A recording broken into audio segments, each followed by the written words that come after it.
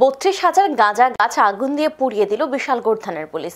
গোপন সংবাদের ভিত্তিতে বিশালগড়ের চেলিখলা পালপাড়া এলাকায় সরকারি জায়গায় গাঁজা বিরোধী অভিযান চালায় বিশালগড় থানার পুলিশ।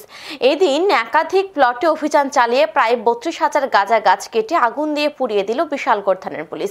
বুধবার সকাল থেকে দুপুর পর্যন্ত এই অভিযান চলে।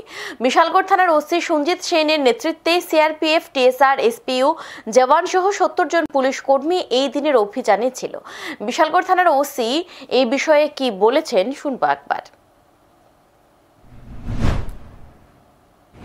আপনারা দেখতে পাচ্ছেন সকাল থেকে আমরা এখন পর্যন্ত প্রায় 22টার মতো প্লট ডেস্ট্রয় করে প্রায় 32,000 গাঁজা গাছ আমরা ডেস্ট্রয় করেছি।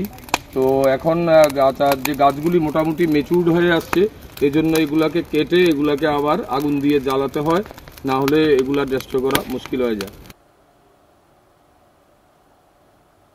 এখন সময় বিরতির সঙ্গে থাকুন।